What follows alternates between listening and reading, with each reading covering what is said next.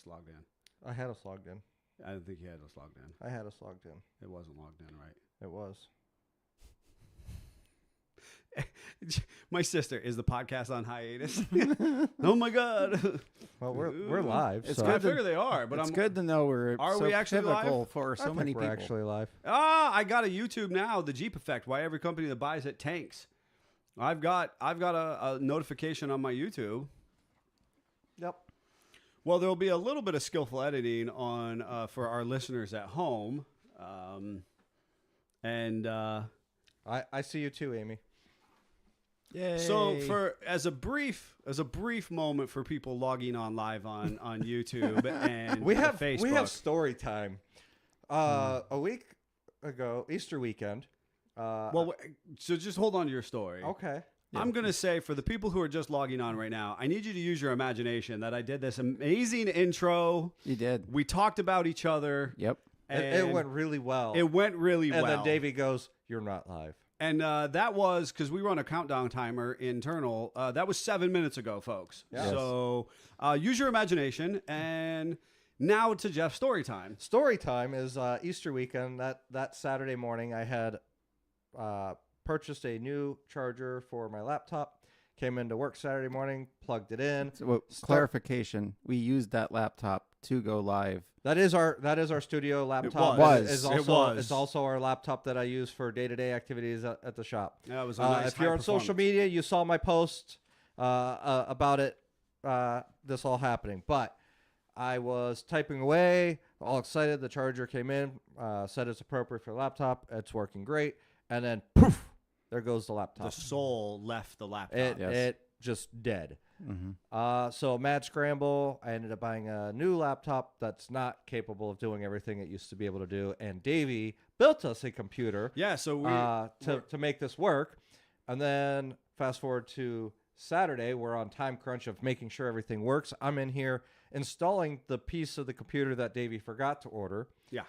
So I'm adding this into the computer tower and then trying to upload this Chinese gibberish driver to it, and I'm texting pictures to Davey going, "What did you buy for this computer?" Turns out you didn't have to download the drivers. It was actually just to restart the computer, and it takes effect immediately. Got all that figured out, only to have Davey later text me, "Get out of that website." Too late, Davey. It's already been installed on the computer. Whatever malware was there. Oh, no. But I was able to uninstall it. We're good. Even though it was all Chinese and I was just clicking the colored button that looked like it probably be the right color. The colored button that looked like it would be the right color to keep progressing. It was great. So all that being said, we have a dedicated studio computer now. So yet another upgrade to our studio.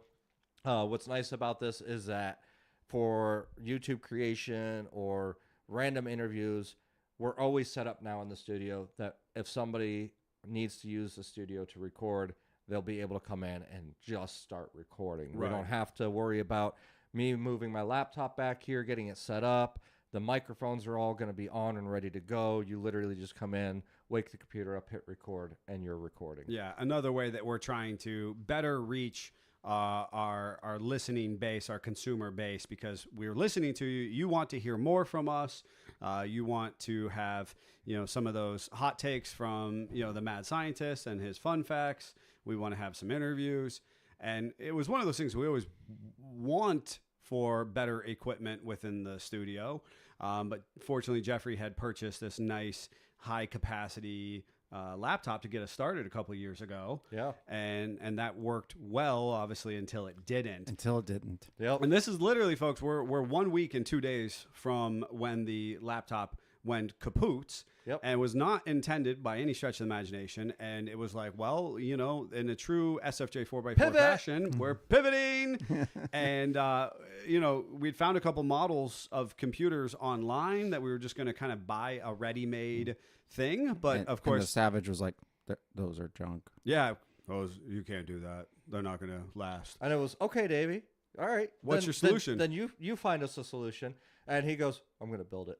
That's Oh, okay. I'm not gonna. I flippin' love this team that we have because he's like, fine, I'll do it, and he like puts his cape on and but better yet, Jeff gets involved. Greg, our lead service technician, gets involved. And then all of a sudden, like, swoosh, the guys are all like, bah, bah, bah, bah, bah, and there's shopping and there's clicking. And the only thing that, unfortunately I have to do is like the pocketbook cries a little bit. And I'm like, and all I have to do is lay out the logistics. Like, is the machine going to be together, vetted, and established by podcast following Monday? And like So- always, we're just by the skin of our teeth. Just by the skin of our teeth. And the fun thing is everything works.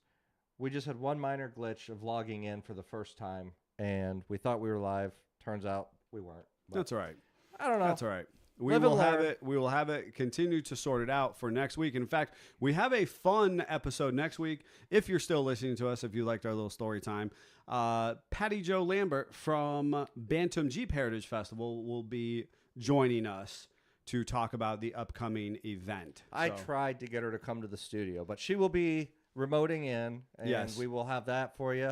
And we're excited to test that out. I know that later this week, Davey and I will be testing those settings to make sure that that works appropriately instead of doing it live like we did today. Yes. But there's that. There we go. Well, today, as we had told none of you, but we had told our listeners, as far as our podcast listeners, we will. Oftentimes, we're a little critical of moves on Stellantis's part, or what I like to call the mothership, the ownership of the Jeep brand.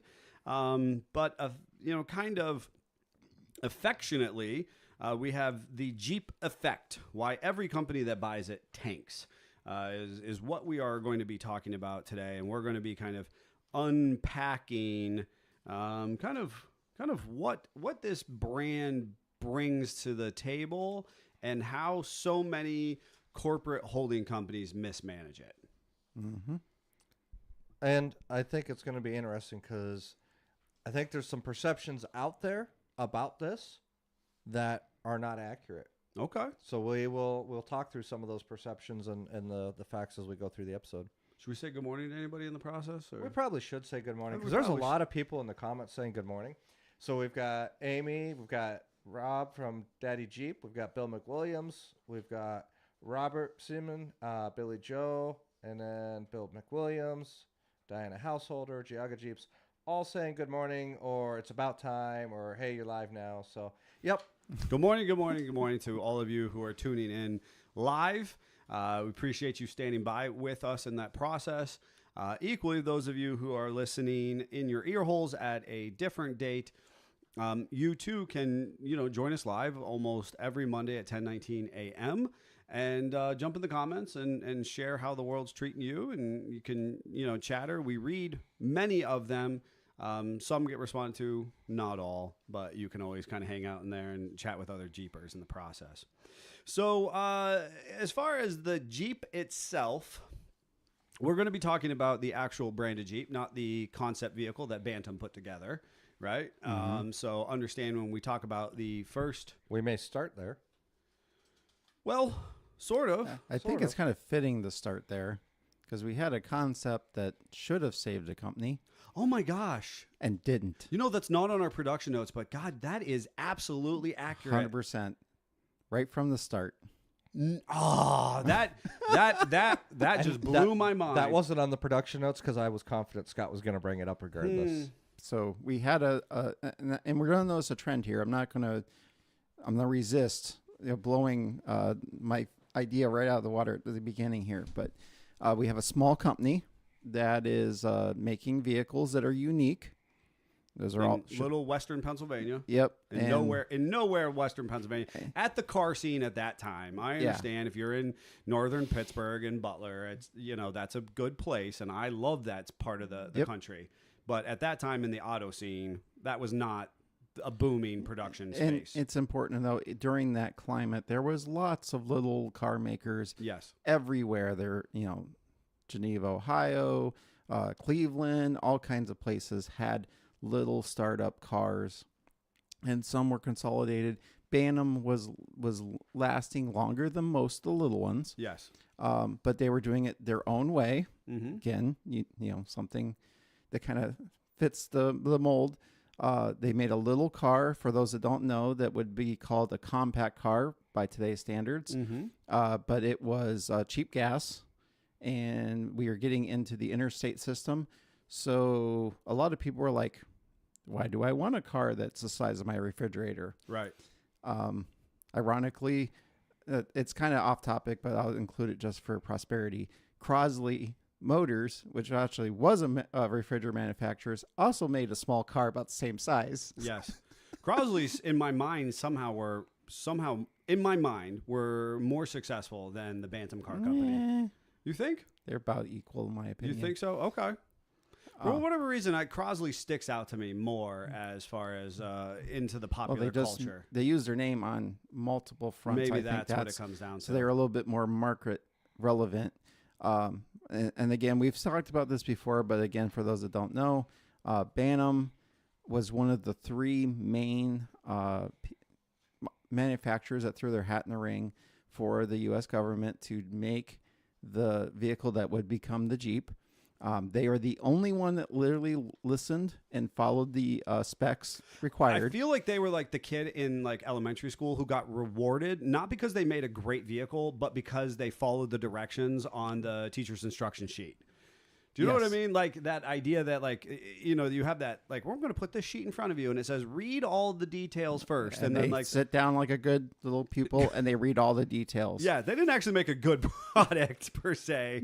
I mean, it was okay. Well, they did. Yeah. The problem is the government didn't know what it didn't know until it knew it. Fair. So it thought that it wanted a certain size vehicle. It thought it wanted a certain horsepower. It thought it wanted all this stuff, which Bantam followed to a letter. Yes. And if I remember right, and in the time frame that they were supposed to. They actually were one of the only ones that delivered on the date they were supposed to.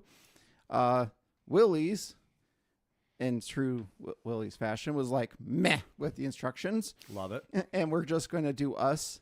And they were so under the gun that they were like, fine, we'll let you compete even though you were late. Didn't follow the rule book at all. And then they drove it and they said, I actually like more horsepower. I actually like having an accelerator and not like a tractor. So maybe we don't want the rule book. Right. And Ford was just kind of along for the ride, I feel, in this stage of the game. I think Ford was so big and by comparison. Yeah, I think they had ego issues. I think they had ego issues. It was actually almost below them to do this. It was like, fine, if I have to, government, I'll take a government contract, but and they just knew what they could build, right? Yes. And give it to Bantam for trying to expand themselves to follow through on that piece.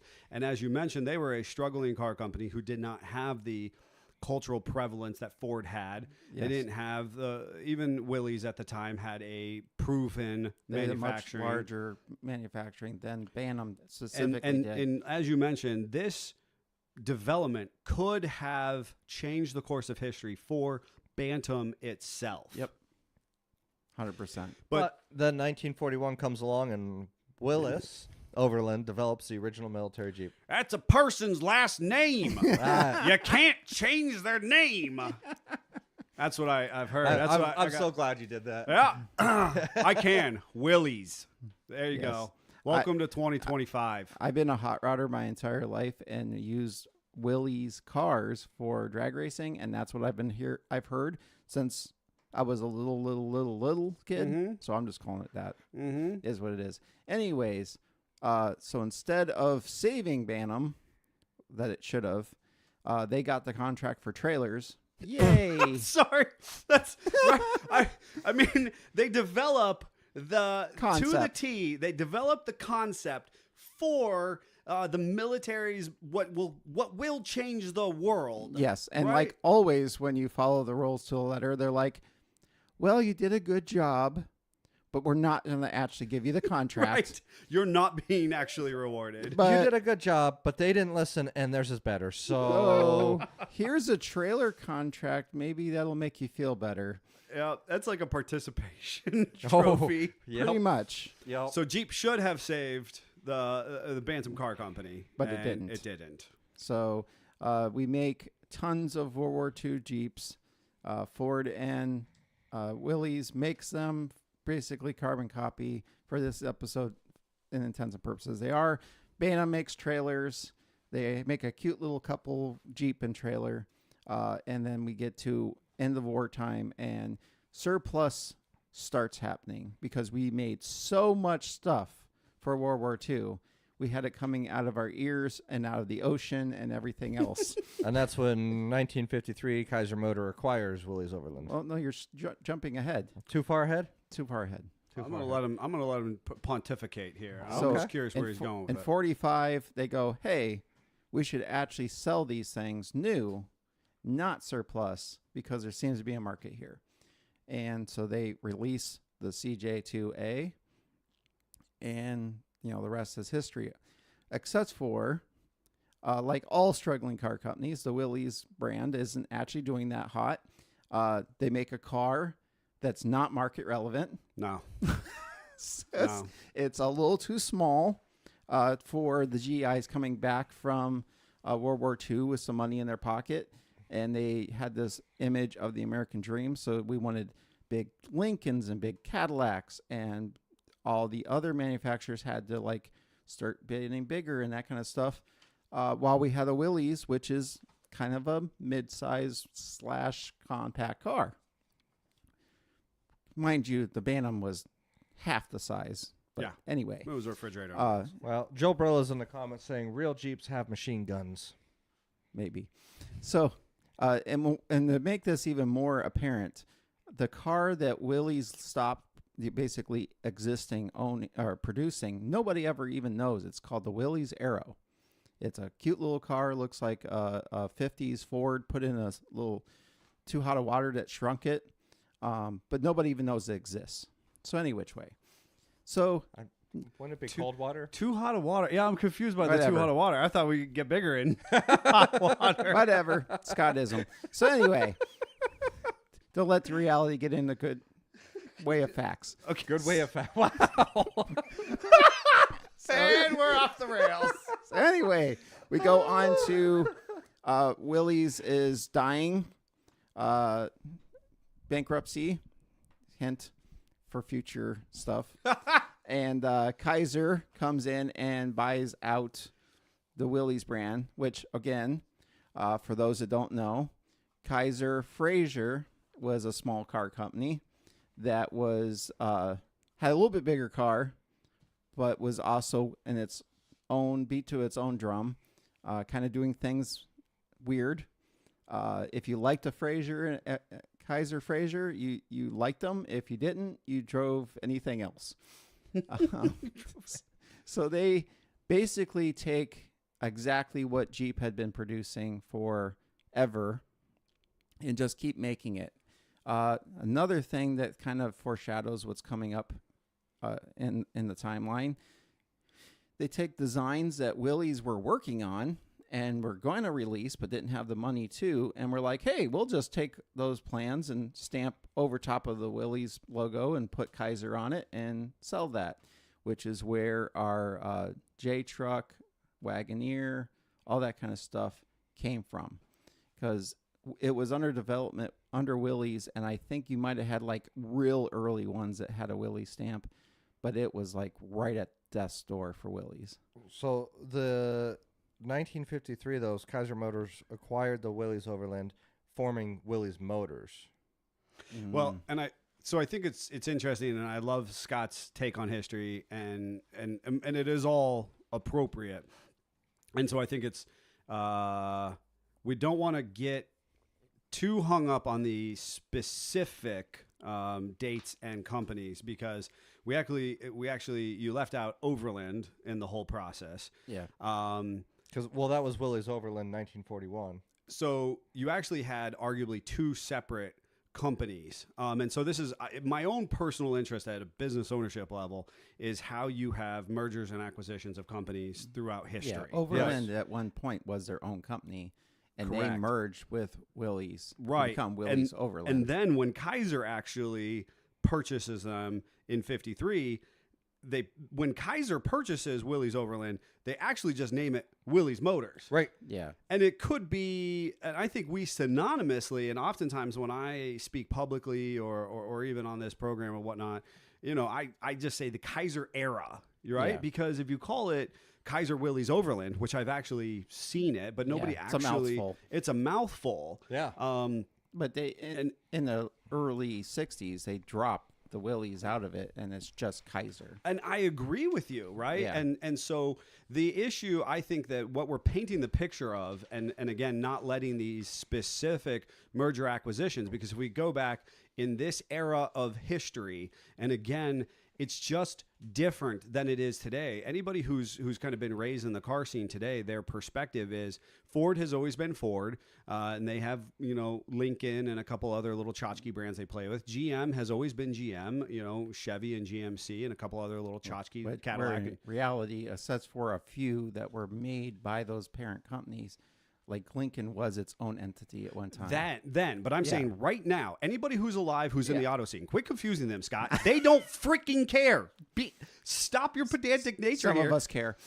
No, everybody right now has basically grown up with quote unquote the big three, Yeah. right? Whereas then, and in the tractor world, you could basically just kind of one day roll out of the garage with a conglomeration of parts that you hand formed with a borrowed engine, and you were your own auto manufacturer or your own tractor manufacturer. Kinda. And there was a great race of people who were starting small companies. And the thing is, they could be down the road from each other. They could be a town or two removed. And honestly, they were all friends or acquaintances. They Yeah. all went to the same galas, the soirees, the same investors, and asked for a lot of the shared or similar componentry. And while you had a handful like Ford, who was, highly specialized and didn't want to play nice with others, a bunch of these other little misfits were all just kind of doing the best they could to kind of team up together. Yes. And so, as you mentioned, you have this, what I like to call the team of misfits of the 50s, and they're sharing engineers, they're sharing secrets. People are leaving one camp or factory to move to another, because at this point in time, most of this is happening in Ohio to Pennsylvania at this point, Yeah. to southern Michigan. Yep. It's the same group of people. They're just kind of switching teams, just like the NFL or the MLB or the WNBA or whatever. They're just getting drafted, traded, and moved around Yep. personnel-wise. The challenge is the iconic Jeep brand imagery itself is kind of always on the team of misfits. Always. So by 1970, and what I like to... I'm going to point out a quick thing. 1953, Kaiser got it. 17 years later is 1970 when American Motors Corporation. And there's a number AMC. of... And Kaiser offers a number of really interesting little ways to try and appeal to the consumer at that time. But it is this weird boomer identity crisis, because all of our servicemen have come back. They've started to buy land. We have the muscle car era being born of sorts. Yep. Not the muscle car, but we have hot rods from the 30s being turned into sweet, flame inspired paint job Yeah. race cars. We've got people buying land and starting families and starting farms. Jeep's identity struggles because they're like, is it a wartime vehicle? Is it a tractor? Is it a utilitarian, hay wagon? It shares with all the previous that it doesn't really have a good market identity. Correct. It exists. It's a good vehicle, but do I want to be seen in it? Do people talk about it? That kind of stuff. And it's not particularly popular amongst the mainstream of the automotive community. Right. It's kind of a glorified tractor that arguably nobody's 100% certain how it fits into the American culture. Yep. It reminds me of today's Mahindra Roxor. I'll be honest with 100%. you. The side-by-side people don't exactly want to accept the Roxor as a side-by-side. Yep. The automotive community has some federal regulatory issues to say that the Roxor isn't a car Yep. or a road DOT approved road Even though it vehicle, looks like one. even though it looks like one. And so Mahindra, this global manufacturer, makes this kind of really cool vehicle that has just a lackluster identity. Nobody knows where it fits. Nobody wants to claim it. Jeep is kind of like It's that. always been that, really. And Kaiser is tanking in that process. So what's really funny is AMC acquired Jeep in 1974, approximately $75 million because of Jeep's strong sales.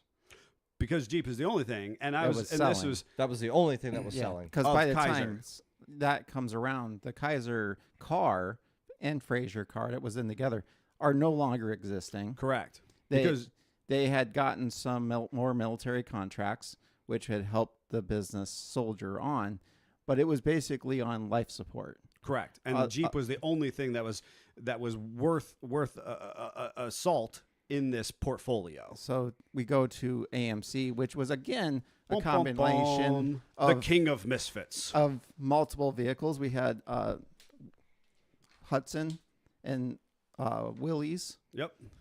end up going together and becoming American Motors.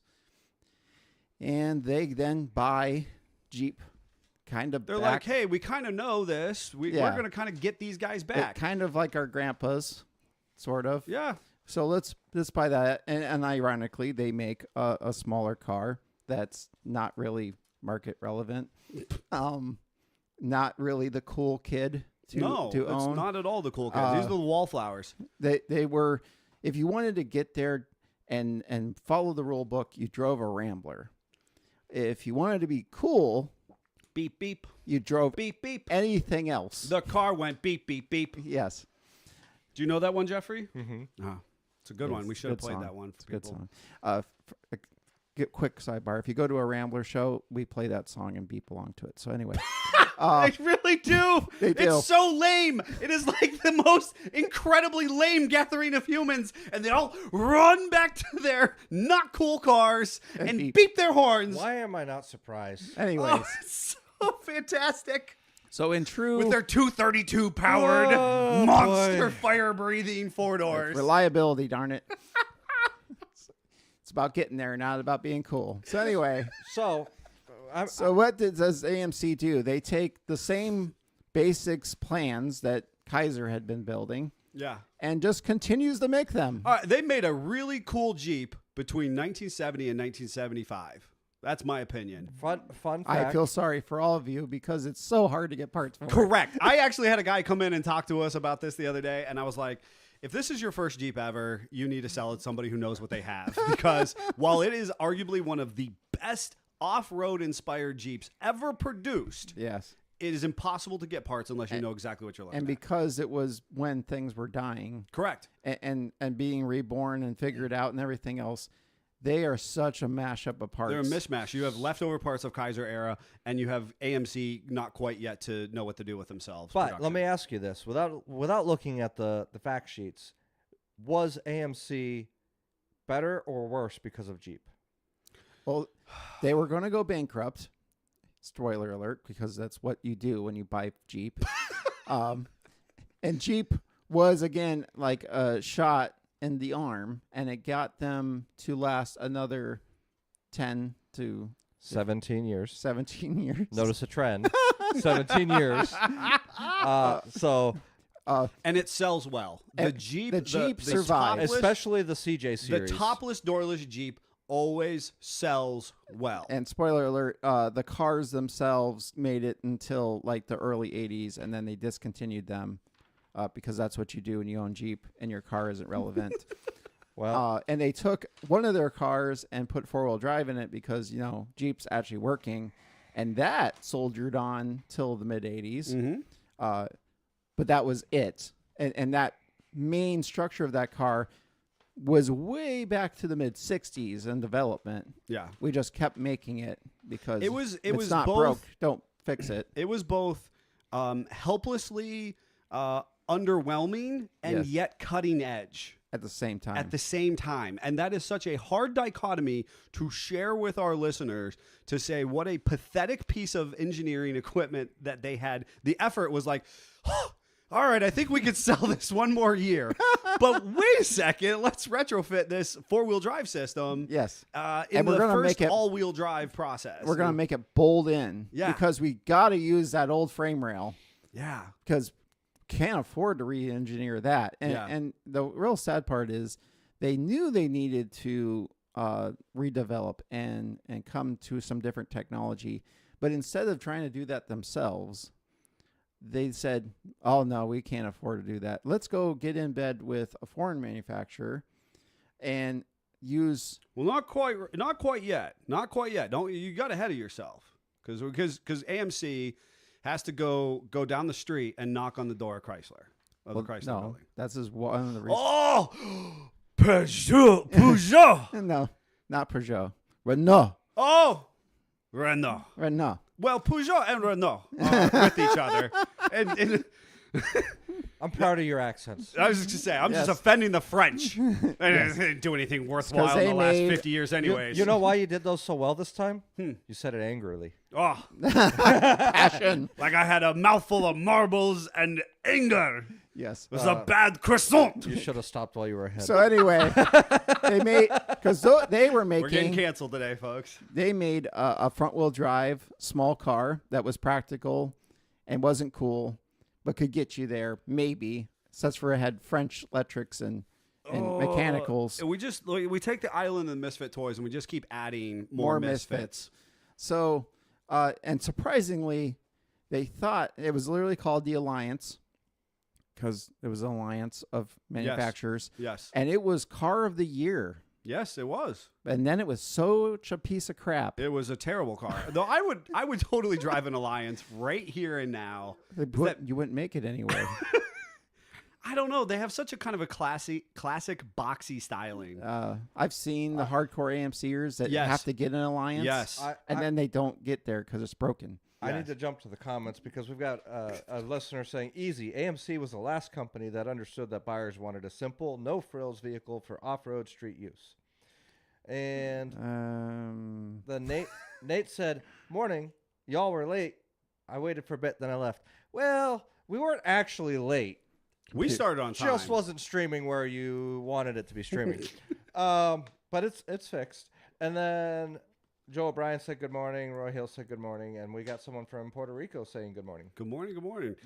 So, in rebuttal to the last one making a good vehicle, they tried, and they did make it simple because that was the AMC way because they have to make a dollar go as far as physically possible. But because of that, Well, it's because they were failing, and Jeep was the only thing keeping them afloat. we had to use duct tape for our electrical splices to cover them up because Yes. why not? Because that's not going to fall off.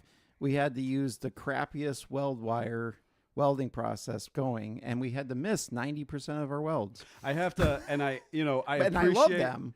And that's the problem is that when you hear us talk about it, we love the AMC era as a Yes. whole, but I also can wholly appreciate, and so I'm going to read that comment again. AMC was the last company understood that buyers wanted a simple no-frills vehicle. Here's the problem. I disagree. It's not that they understood it. We can understand that, but they didn't have any other choice. Yeah. They didn't have any money. They didn't make any of their own parts, basically. Yep. They were is the intentionality of the manufacturing is different. It would be one thing if we had Cadillac who came in and was like, we need to offer a no frills race car, or Cadillac, what they did do is they said, we need to offer a full options race car because Yeah. we understand who our buyers are. Yep. And then they did. That's an intentional process. AMC was like, hey, we've got no money, but this Jeep Yeah. thing keeps selling.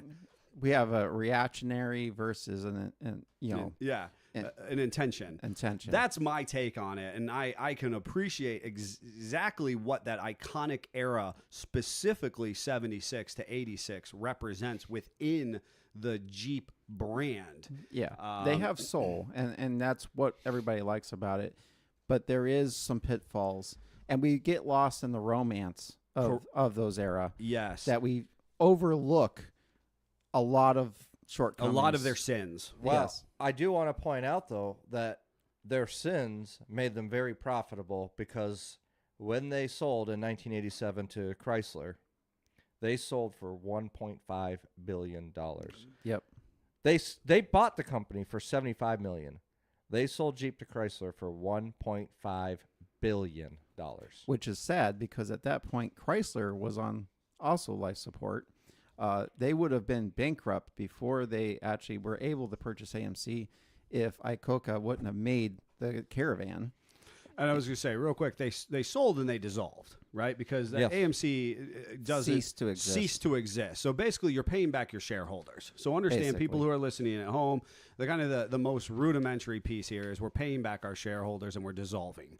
And so each and every time these misfit owners sell, it's not like they're selling a profitable Viable business. a viable business. They're selling because they don't have any other choice. They got to pay off their debts. And The pay back their auctioners shareholders. are at the door. Correct. Correct. And this is where the great divide happens, because if you had somebody that liked the AMC era, great Jeep was built in the 80s. yes, and then you can go even as far as that they bulldozed parts and destroyed the paperwork and all this. Like, there's this whole contention of the Chrysler Conspiracy takeover. theory. Yeah, Chrysler came in black suits with Men in Black mind erasers. Yes, And they Destroyed. euthanized anything AMC, destroyed the records. Yeah. If you are a hardcore AMC addict, you believe hate that Chrysler. you hate Chrysler in this process. yes, and your vehicle ceased to exist. Correct. And And Chrysler the yuppie Jeep. That, you hear me, Rob? The yuppie Jeep was born. Chrysler did this specifically to bolster its SUV offerings, Yes. but they only owned it from 1987 until 98 when they merged with Daimler Benz. Well, in 2 seconds. So what Chrysler did do is they took a very complicated, pain in the butt to work on, not a reliable piece of machinery, aka You're the, talking about X, the XJ. Cherokee, XJ. And the they made Comanche. it simple, Yep. easy to work on, basic, and it sold like hotcakes. 100%. So It created While the the SUV soft market top that we Jeep knew. got different, and people don't like difference. Mm-hmm. We did see with the Cherokee specifically that they got rid of the nightmarish Renix French fuel injection from Renault. No. They got rid of the god awful, V6 options that they had before that. Like, From GM, who had no idea what they were doing in a Jeep. Because again, AMC couldn't make things themselves. yeah, They get me real fired up, folks. If you didn't realize, I mean, this was my era. This is where I cut my teeth. The 4-liter was the last ditch oops that AMC did. And then Chrysler was like, we can actually make that better. Right. We don't need all these sensors. We don't need all this garbage. We can use a known computer that we've been using over here. They actually simplified the Cherokee and Comanche production. And anybody wants to argue that work on a 93 Cherokee and work on an 86, 7 Cherokee and come back to me. Yep. They are so different. Yeah, they look the same. They're on the outside, but They're not. They're mechanically different. And on the inside. only thing I think they did wrong is they took too long to make the Wrangler similar as far as better. They kept making it simple, air quotes, with the same motor that was in the CJ7, with the same carburetor basically that was in the CJ7. They added a junk 5-speed, but if we want to talk about transmission options during the AMC era, it was so confusing, and they went back and forth and had junk transmissions as well. It was different. Mm-hmm. Anybody you talk to with a CJ era Jeep, you talk about transfer case shifting, they all say, I don't know if I'm in gear or not in gear. They tried to fix that with a chain transfer case. They went kind of wrong with the front axle disconnect. I'll give you that. Mm-hmm. Other thing else, they tried to make it less prone to rusting, because the body shape and that generally is the same from a CJ7 to a YJ. Mhm. Yes, there's small differences, but I've converted them back and forth. That basic panels are the same. They just gave it some galvanizing to make it not rust out in 5 seconds. They made the wipers better. They made the heater better. And again, mind you, most of this stuff will interchange. If you're going to make your CJ better, you're going to use bunches of YJ parts. Right. But what happens is, without focusing entirely too much on the vehicles of the platforms, Yeah. because I think there's value in that. But to stay the course on the ownership of the brand, they kill off the truck. They keep Yep. the SUV. They develop the Grand Cherokee SUV because it's all about appeal to a new and broader market of individuals. Yep. Chrysler starts to sow the seeds of how they grow their brand identity, but their portfolio as Chrysler itself is shrinking. So while Jeep becomes specialized and they do some good redevelopment. And they follow suit and they take the Grand Cherokee, which was kind of under development under AMC's umbrella, but couldn't afford to make it. They just can make it better and release it themselves. Like I said, they keep selling the same Cherokee along. So it's the same model that the last three companies did. Yep. Now, and globally, there's a merger of not quite misfits, but a global acquisition and merger between Daimler and Benz, right? And again, understand that those are two separate entities that merge to Daimler-Benz. And then merge with Chrysler. And then merge with Chrysler. And it created a global powerhouse. But there was a lot of cultural and operational challenges with it. Yes. So you went from 17-year gap, then we're talking, was it 11 years as Chrysler by itself? 98 to 2007 is all Chrysler, Daimler, Chrysler. Which, again, Chrysler's now making weird vehicles like the Prowler and the Viper and all this other stuff that people are like, oh, that's kind of neat, but I'm not going to drive it every day. Well, I think what's And happened. Crossfire. The Crossfire, yep. I could go on. I know. think what's they had some interesting- they had some fun vehicles. I think here's my take on it at that time is that that merger. So we have this flagship, what I'll call the doorless, topless Jeep, right? And understand that that's what's kind of key. We understand that as the Wrangler and now the Gladiator Wrangler platform, but the doorless, topless Jeep is the flagship. It is there is a population of people who are so dedicated to that type of lifestyle that continues to withstand the process. And what ends up happening with they're Mercedes Jeeps, that guy also exists. It does. But it doesn't get the hate the ones that we're going to talk about coming Well, up. what I think is valuable is Surprises that me. what happens during the global Daimler Chrysler years is it allows Chrysler to play.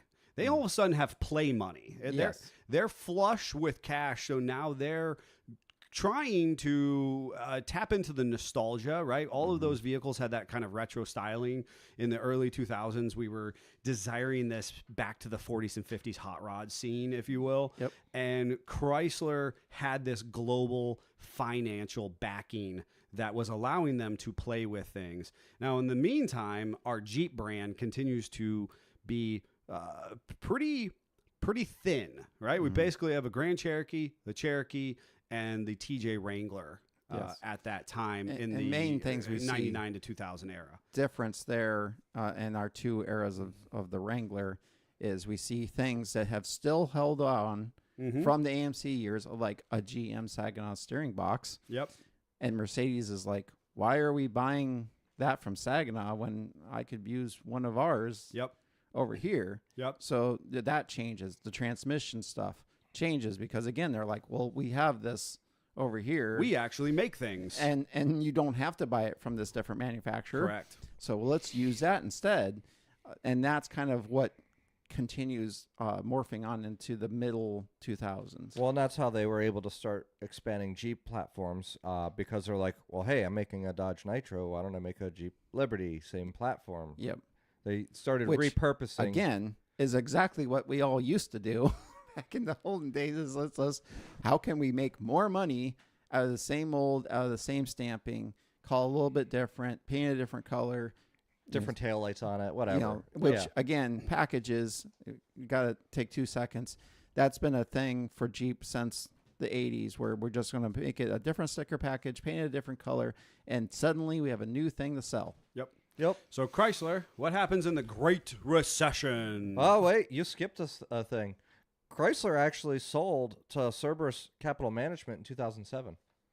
Well, that happened. Well, Great Recession starts in 07. 2008 is where the Great Recession caused Cerberus to bankrupt Chrysler at that Right. point. I'm with you. So Cerberus literally bought them in 2007, right at the start of the At recession. the start of that prior to it financial- actually the bubble bursting, right? Yeah. Yeah, Prior- Mercedes is like, maybe I don't want to be part of this market anymore. Yeah, so that's where Cerberus Capital Management takes over, and 2008 is where the recession happens. It leads to the bankruptcy of the corporation, and so Cerberus had it for this little blip on the radar, Yep. and then And they go flat broke in the process. they file bankruptcy, and that's where Fiat comes in, and Fiat. Oh, those Fiats! Yes, and this is where the hate starts. So Fiat and Stellantis are really what jump in here at this point. yeah, I hate Fiat. those Fiat Jeeps. Those Fiat Jeeps.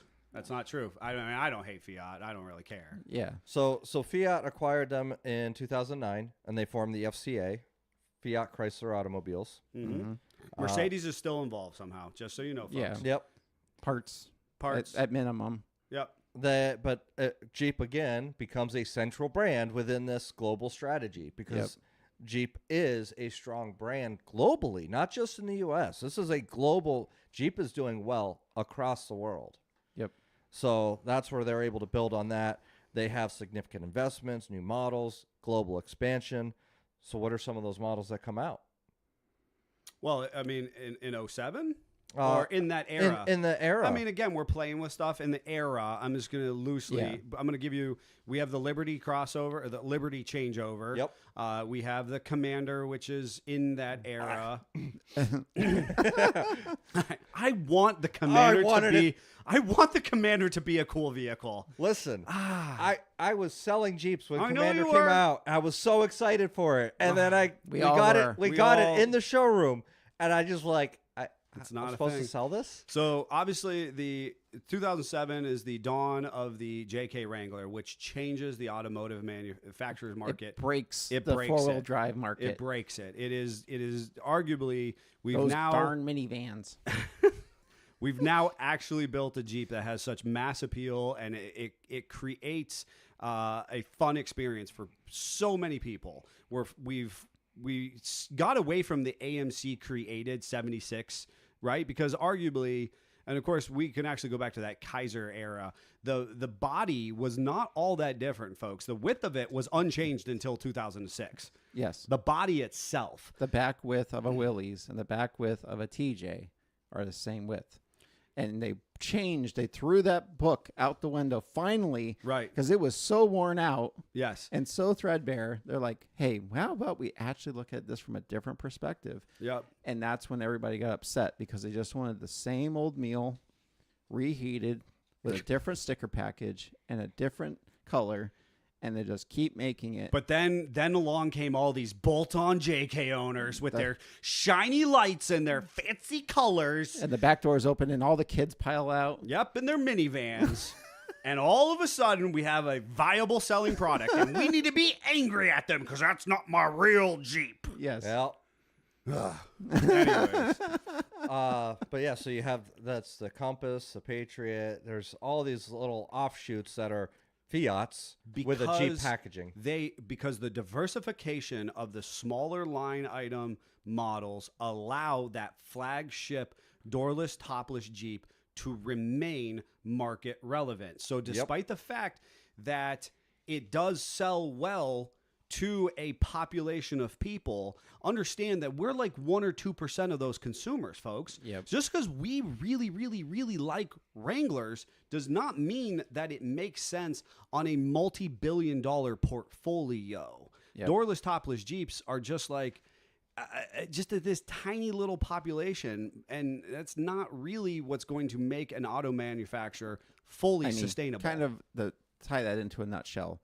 Back in pre 2003 era, you had a TJ that was your round town Jeep, and you went out trail riding in it, and then you had to have like a family car Correct. that you were going to drive out of state or out of distance. Now you had hardcore guys doing that. You did. But if you had a 2.5 5-speed Wrangler, it was fun to drive in town. You get on the freeway, it was a terrible experience. You weren't doing expensive camping out of your 2.5 No. Wrangler. There was no excitement with And I'll even go overlanding as there. far as when, Chuck wasn't Chuck, and it was, basically the best TJ you could get. It was a long wheelbase, 4-liter automatic, air conditioning, all that kind of stuff. And you get out on the freeway with 373 gears and just 31s, you were caning that Jeep to do Sure. freeway It speeds. was just barely doing what it was built to do. Yes. So where in 2007 we made that vehicle now suddenly be able to travel, be able to haul stuff, be able to haul vehicle or To kids. conveniently drop your kids off in the morning rush of Yes. of shoving them out the door at the school because they could get out their own back door if needed. Correct. It became relevant. I'm gonna fast forward us a little bit because we're pretty short on time now. But the FCA actually merges with France PSA Group to form Stellantis in 2021, and Stellantis is currently the owner of Jeep. And As it's bankrupting. and They have 17 years. foreshadowing though, in 2023, Jeep's U.S. sales dropped by 6.1% year over year, despite overall market growth of 11.6%. Can't be anything to do with the fact that you have to have like $80,000 to buy a new Jeep. So it left high inventory levels, potential overproduction, mismatched demand, and there's a profitability question. Stellantis reported a net profit of $12 billion in the first half of 2023. The first half, $12 billion. They plunged 42% in Q3. It's because we didn't know if we were getting a 24 Gladiator or 23 was it, or could you get one, or would this dealer actually sell me a vehicle? I I'm not actually, salty. I actually just did a video, and I'm pretty sure that preliminary numbers for Q4 or so, maybe it was even Q1 of 2025, Q4 2024, Q1, and that's preliminary numbers, was down to $75 million. So they went from billions down to millions. So in 2024, Stellantis reported a 70% drop in net profits. That's ridiculous. I mean, that's a it's- huge right. number. Jeep's U.S. sales declined by 25%. And then Stellantis faced a 21% just in the second quarter of 2024. So there's all these big drops happening in chunks. Massive chunks. And that is honestly where Carlos Tavares comes in. Yep. He was trying to save it, No, but he wasn't a singer. all of these. I feel like Not a Red Hot Ricky Chili- Martin song should Yeah, start right? playing or No, it's something. Red Hot Chili Peppers. Come on now. So, anyways, the drops all align with his CEO Yes. time frame, Yeah. and so it came to this abrupt heading where he was making these decisions that corporate Chrysler or Stellantis is saying, no, we don't agree. And they came to an impasse, and he finally said, I'm cutting ties, and he ejected himself out of it, Sure. quickly left the company. And then that spiked even more drops because now there's all this uncertainty about what's going on with Stellantis as their CEO just out of nowhere goes, I'm done, I'm out, and he walks away. Yeah, the board kind of forced him out. Unwritten rule. He had, and right before that forcing out, real quick, he had a huge, scandalous open letter from the Dealers Association. And just so folks listening at home understand that the corporate manufacturing does not own their dealerships, and I think this is always lost on consumers. So somehow they think that the dealership is an extension of manufacturing, and it's not. It's a reseller of the manufacturer. They're just approved to resell the manufacturer's stuff. And the Dealers Association, who is charged with coming to the table to negotiate and be a liaison from the dealerships to the corporate manufacturer, had written an open letter criticizing the executive powers at Stellantis, which is scandalous in the sense of saying, hey, you are so wholly disconnected from our consumer base selling these $100+ $100,000 Jeep branded, or in the sense of the Wagoneer, irrelevant branded Jeeps. And it should be a Jeep Wagoneer, not just this rando Wagoneer brand, Right. And so that's where Tavares is like, I'm out, because he was supposed to be the golden boy, and yet what I like to offer to this in a semi-closing statements is we have the Madden effect, in my opinion.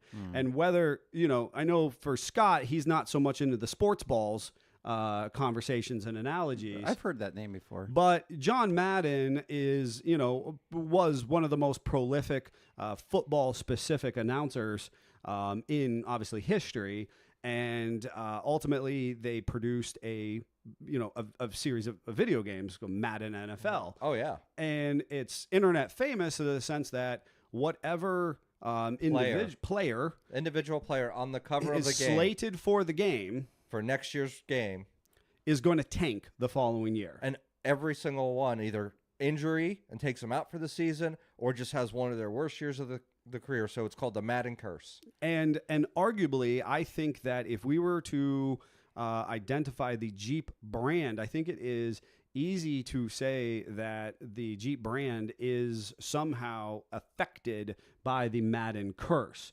despite the fact that just like those players on the cover of those games are prolific players. They're not just some Jim Bob nobody from, the B League who gets to be on the cover. They're a good player, just like the Jeep brand, and certainly the doorless, topless Jeep is a good selling vehicle. But there's something about the Island of Misfit Toys and the fact that these, merry band of misfits keep buying the brand. Yes, the doorless, topless Jeep continues to sell. Yes, it continues to have that 1 or 2% of dedicated base who's willing to buy it. But nobody's really figured out how to make it a profitable brand other than having the 1 or 2 key items that sell well. Right. And you really want to see like how market relevant they are now. Bronco literally copied basically the JKJL design and is now making that foray into it.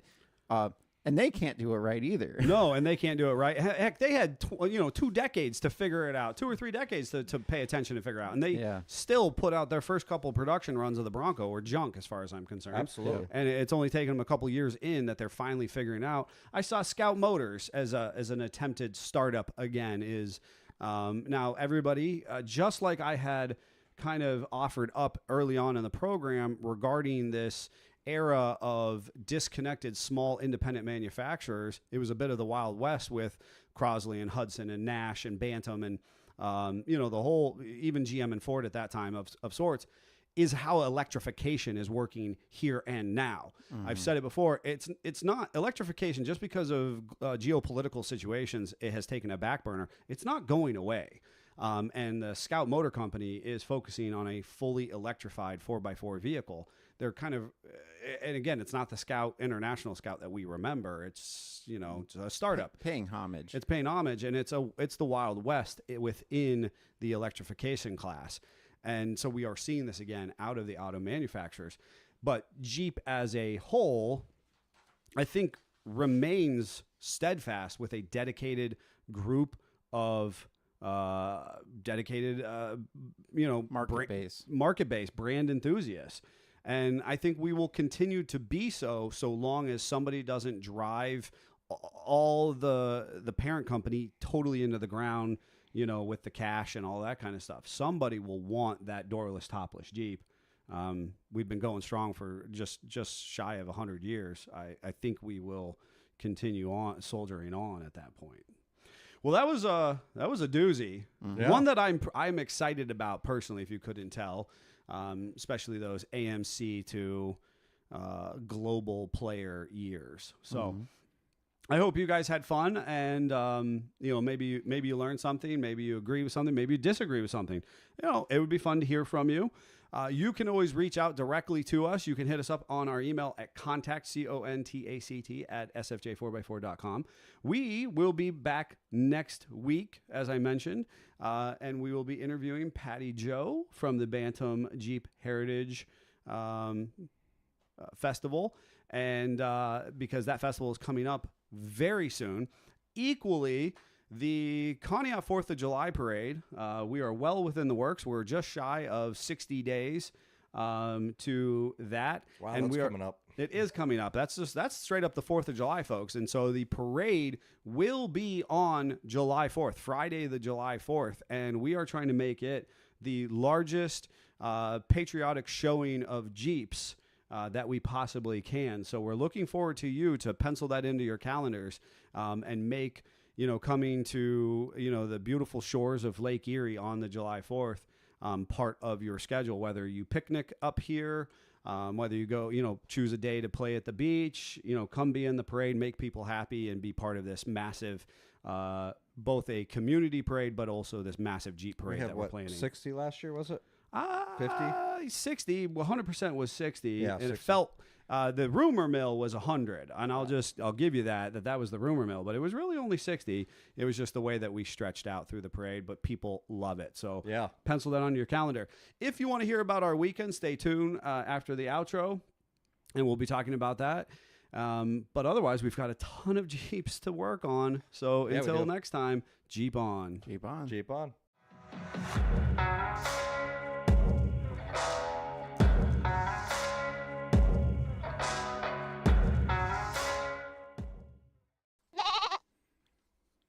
So I had a very busy weekend. I think we all did. Yeah.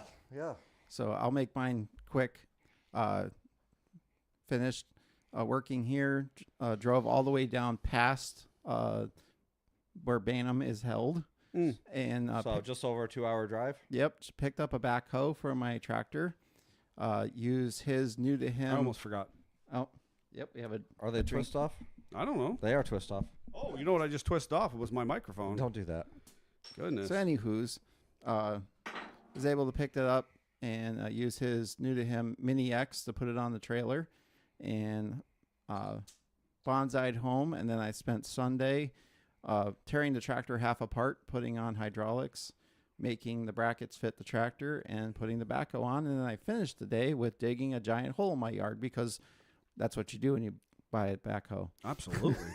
I couldn't agree more with you. Yeah, 100%. That's. I was think impressed What anybody at- would do with a backhoe. I was impressed at your purchase to installation to to utilization speed. I thought that was amazing personally. Especially knowing that Saturday was done by just driving down there and back. Yeah. I knew you weren't doing anything Saturday. So Sunday, when you sent pictures through and you've already got a hole dug, I'm like, when did he install it? That was amazing.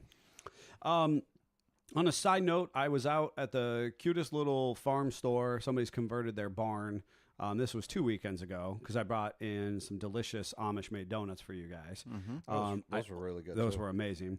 I you- definitely you- ate my feelings on my You laptop. needed that because your laptop had died. Yeah. This is classic, the Boylan Bottling Company, and these are like actually got like stamping in the bottle, and it's Boylan Boylan Bottling Company. It's made with real cane sugar. It says established in 1891 out of New York, New York is what this claims Yeah. to be, and That's where they bottle out of. Yep. and this is a cream soda. And so they had, I think, root beer, cream soda, and ginger ale at this little converted, the barn has been converted into a bulk food store. And man, I haven't had cream soda in a minute. That's really And good with the cane sugar. This is excellent as far as I'm concerned. And I just like, how often do you have like actual embossed bottles and stuff by Right. today's standards? Right. So I thought it would be a nice little treat and to try it. And, any of these, authentic cane sugar drinks are always interesting to me. Can't drink too many, folks. Otherwise, the Surgeon General will have to give you a warning label. Yeah. And your tree was your willow tree, which I think is interesting, is that I remember a couple years ago on this program, you actually were talking about acquiring your willow tree Yep. in the first place. Why did you move it? Because where the new building is going to go, it was smack dab center of the building. You didn't want to build around it? And I mean, give it a skylight or something? Greg wanted me to make I can't say the word, the little greenhouse in the middle of a building. Oh, atrium? That word. But I was like, nah. So we moved it back. We actually I had think an atrium would have been so cool in the middle of your garage. I'm just going to say thank you for not doing that, because you know the amount of work we would have to do Oh. to account for a willow tree in the middle of it? I mean, I could get some of the other taller trees that the branches you can canopy them, whatever. But a willow tree? Yeah, That's no. especially a weeping willow. Yeah. So it got moved back to its by its friend because I have another willow. After I spent way too much money on this willow, we went and bought one at a box store that was like a quarter of the price, and it has been also doing well. So hopefully I didn't kill it. We gave it a pep talk, and got it transplanted last night. Now I have this giant hole in my yard. I was trying not to get the tractor stuck, filling it in, and I finally just gave up, washed the tractor off, put it in the garage. So that'll be, hopefully, if we can not have rain for the next few days, that it can dry out. I know. It's literally in the forecast. I know it is. So, but I was able to, for never operating a backhoe in my life, able to figure out good enough to move the tree without destroying the tree, and hopefully it takes the transplant. Love it. That's awesome. Jeffrey, you had a big weekend, and I think it's worthwhile talking about, your work and what transpired for you. So for Hyperlease Heartstrings, our nonprofit, we did our Golden Note soiree this weekend. So my weekend was consumed with planning, final details, loading up the cargo trailer, getting everything there and set up. It was a really fun event at a speakeasy in downtown Erie called Room 33. Mm-hmm. And it's kind of a 1920s Prohibition era theme. So we did a formal attire. We had some people dress in 20s garb with the flapper dresses, the old suspender suits with the ties on the arms. It was great. It was so cool. There was, lots of fedoras, of course, and it was a great time. It really was a night to just appreciate all of our sponsors, donors, vendors, everything like that. And you came with your wife, so it was a great time seeing you guys there as well. But I think what was there's two highlights to the night that I really want to share on this program. And the first one was I'm up there doing my speech as our executive director, thanking everybody. And at the end of it, I had a nice little toast. Promptly had the signature drink that was made just for this evening called Symphony and Gold. So it's this martini-style drink in a martini glass that's full to the brim. And I go to pick it up, and surprisingly, in the middle of the right as I'm doing the toast, it just dumps to the all whole over. room. Just Dumps on his hand. dumps all over me. But what's hilarious is He comes off the stage. He doesn't. Go ahead. He You tell doesn't your st- perspective. I'm of going to this. tell my perspective now. ahead. You let us up. So he doesn't fumble at all. Okay. Yeah, he was always dripping when martini. Now he's got his drink as running down his hand, his arm. He does a nice job, finishes off. His vice president, she does a lovely piece about the contribution Jeff has done, and again, keeping Jason, Jeff's cousin, memory alive and relevant in the music scene in that area.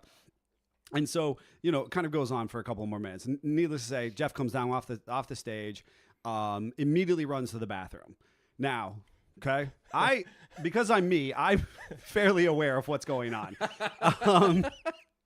Jeff comes out of the bathroom. Now he's ready to socialize with people who are there to attend and do what we do at these events. And as he comes back, as he's coming back to say hi, because we've come in during the toast or just before, I take the exact same drink and I go to move it, and I promptly spill it in the exact same fashion all over my hand and down my arm as well. The best part is so much alcohol abuse. the best part is nobody else noticed that I spilled the drink. I talked to a few people about it, and nobody saw it. I watched the video back of the recording from doing the speech. You can hardly even tell unless you know to look for it. So he's at the back of the room, and he spotted it. And he's laughing about it, and Karma came right back and just bit me in the butt.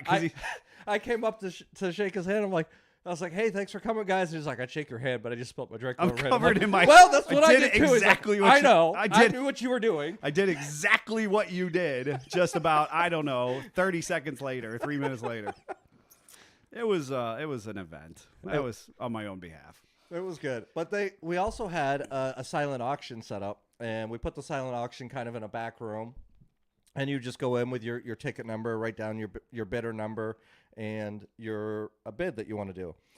Well, it was really funny because at one point, they're telling me that they think they're in a bidding war with this other couple, and they're bidding on this beautiful canvas picture, and so Jen would go in, write a bid down, and then a moment later, this other couple would go back, Watch this other couple go back. and then they just kept taking turns. So about 6:30, we ended the silent auction.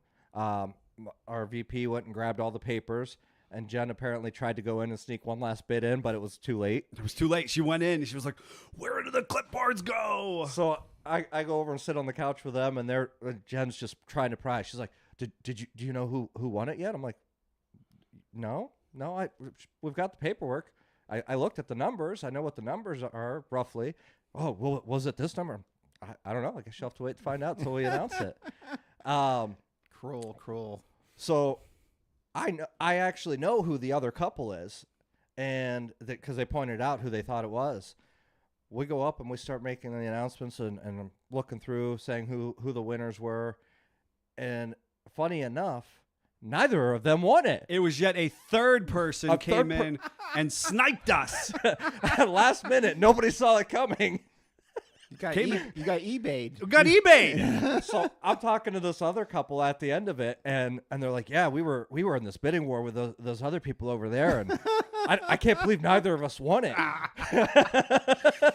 That's funny. It all goes to a good cause. You know what I mean? That's what my wife and I enjoy being part of this and supporting, organizations that are well organized and facilitating their mission out in the community. So, we made sure we got involved in all of the silent auction. We didn't come home with anything necessarily, but that's not to say that next time we'll try a little bit harder, I suppose. I had a good weekend myself. It was pretty low key, some of that kind of stuff. Lots of family time, lots of building on the house. Nothing too crazy to share otherwise. Well, I was appreciative that you came out. It was a good night and fun evening. So. It was, and we appreciate the invitation.